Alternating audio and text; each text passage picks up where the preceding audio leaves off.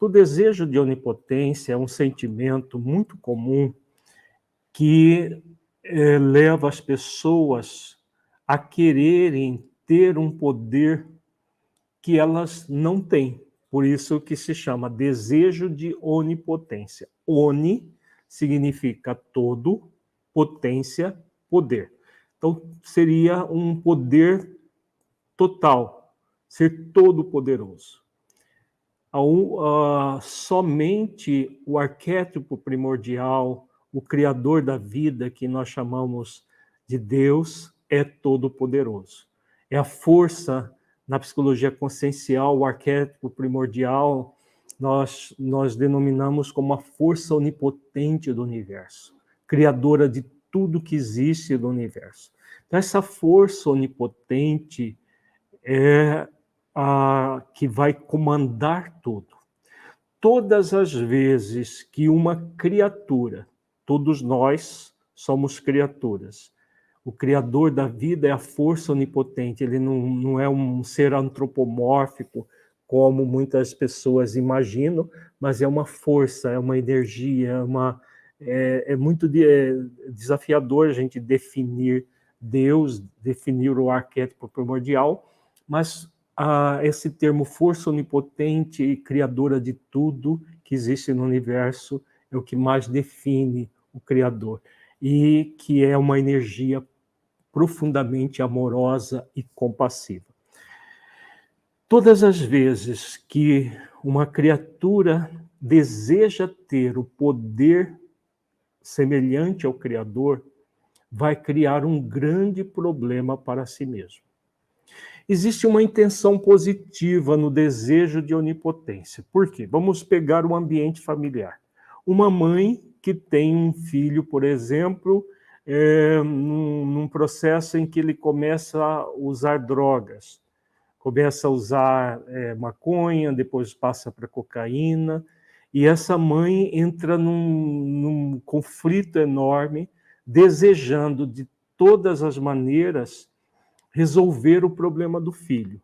Então, existe uma intenção positiva no desejo de onipotência, que é o movimento da pessoa desejar que a outra pessoa querida não sofra, que ela mude a forma de viver, que aceite as orientações da mãe, do pai, enfim, seja o pai, seja a mãe, ou sejam ambos, desejam de forma onipotente resolver o problema do filho, fazer as escolhas pelo filho.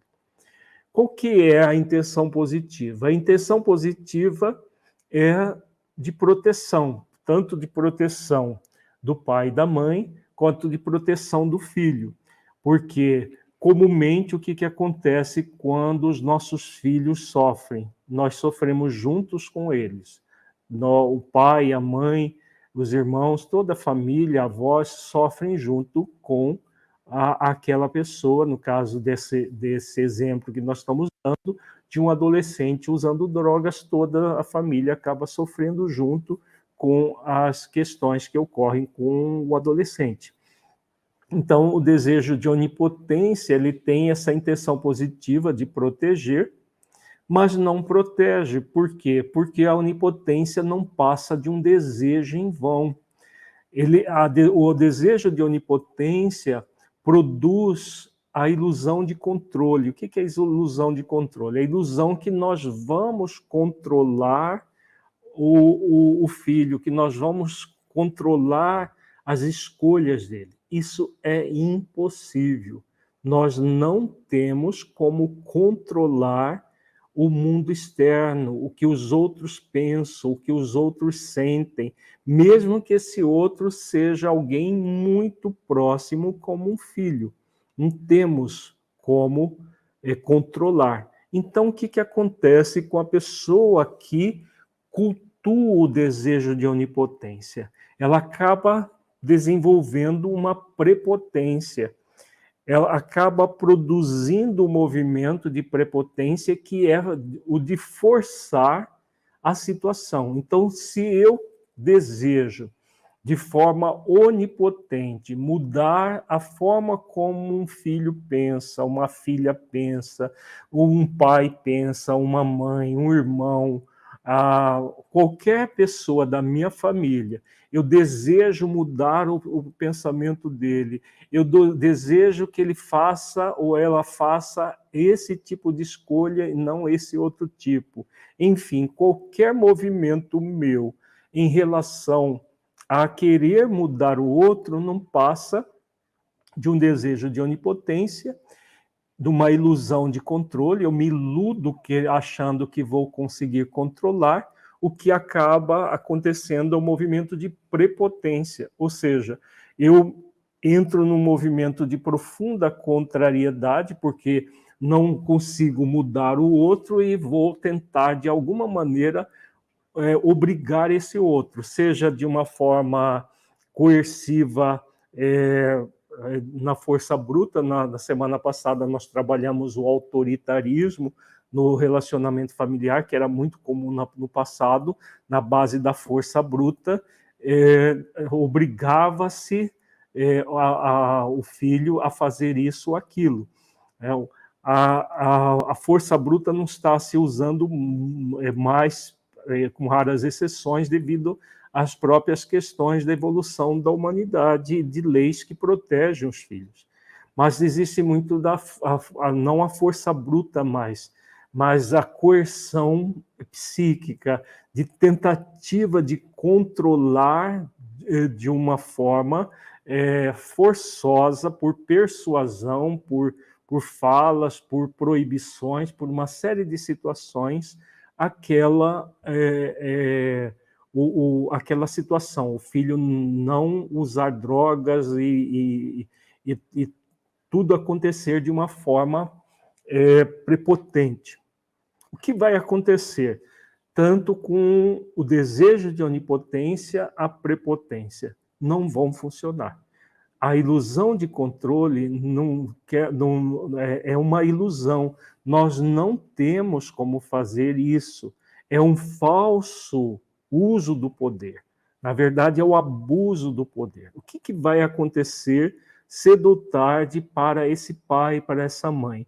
Eles caem na impotência, saem do extremo, do desejo de onipotência, da prepotência, da ilusão de controle, e entra na desilusão da impotência. A desilusão da impotência, o pai, a mãe, o irmão, seja lá quem é que está querendo mudar o outro, começa a dizer: eu não posso, não dou conta de nada, não consigo nada, eu sou um zero esquerda, não sou capaz de fazer nada, e nunca vai funcionar, e entra numa profunda desilusão. Por quê? Porque o processo de ilusão, o próprio termo já indica, ilusão. A pessoa se ilude acreditando que vai conseguir mudar o outro. Usa de todos os instrumentos possíveis e imagináveis para tentar mudar o outro. Não vai conseguir, porque a questão do outro passa por leis que nós vamos ver daqui a pouco, qual é o significado dessas leis, e que são leis criadas pelo arquétipo primordial, que se nós não simpatizarmos com essas leis, nós vamos criar graves problemas, conflitos um atrás do outro. Então, a pessoa sai da ilusão de controle, do desejo de onipotência, da prepotência, e cai aqui na impotência, numa desilusão, acreditando que não pode fazer nada, que não dá conta de nada, que tudo é inútil, muitas vezes até abandonando realmente, dependendo do quão intenso foi o movimento aqui, do desejo de onipotência e prepotência, a impotência é tão grande que há um abandono e deixa para lá, porque não vai adiantar nada, ele nunca vai mudar, ela nunca vai mudar. Então tem esses chavões que se usam na família. Esse aí é a ovelha negra da família. É tudo voltado para um processo de impotência e desilusão. Então, o que acontece comumente no ambiente familiar, que produz graves conflitos. Um movimento pendular. Uma hora a pessoa está no desejo de onipotência, na prepotência, na ilusão de controle, daqui a pouco ela vem para a impotência e se desilude, aí vem alguém e fala, mas você não pode entregar os pontos, tem que fazer alguma coisa, tem que isso, tem que aquilo, aí a pessoa sai dali daquela desilusão, da impotência, dessa inércia, e continua fazendo atividades coercivas, tentando mudar a situação, tentando fazer a cabeça do outro, mudar tudo, e podemos ficar nesse movimento pendular semanas, anos, meses, anos a fio, nesse movimento de tentar mudar o outro. Um filho tentando mudar a cabeça do seu pai, mudar a forma de pensar da mãe, uma mãe tentando mudar a forma de pensar de uma filha, de um filho, o pai, o casal tentando também fazer a mesma coisa, com a família de origem, nós tentando mudar um irmão, uma irmã, um tio, enfim, qualquer relacionamento na família, nós podemos fazer uso desses movimentos.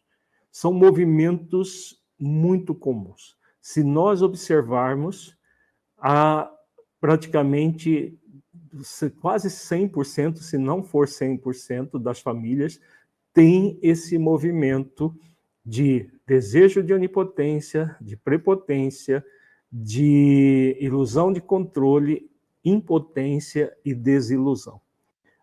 Ou está muitas vezes nesse franco padrão de exacerbação do poder, ou uma franca utilização da ausência de poder, e gerando conflitos em cima de conflitos no relacionamento familiar, produzindo muitos desequilíbrios do relacionamento familiar. Ainda esta semana atendi uma pessoa que ela é a irmã mais velha e a irmã mais nova com um grande problema de depressão, e ela fazendo de tudo para arrancar a pessoa, literalmente arrancar a irmã da depressão, e se sentindo profundamente impotente em relação a isso. Inclusive, ela própria começou a entrar em depressão. Por quê? Porque não consegue tirar a irmã da depressão. É esse típico processo de desejo de onipotência, de mudar as escolhas de uma outra pessoa, no caso aqui uma irmã mais nova, a irmã caçula, desejando mudar isso, fazendo de tudo para mudar a irmã, numa ilusão de controle, e a franca desilusão com um sentimento de impotência, não estou podendo fazer nada. E aí entrando num movimento de depressão também, por não poder fazer as escolhas pela outra pessoa. Então, nós criamos no ambiente familiar conflitos, doenças, problemas sérios com isso. Então, é um grande mal. É um grande mal que nós somos convidados a extirpar esse mal das nossas famílias. Nós somos convidados a nos libertar desse mal.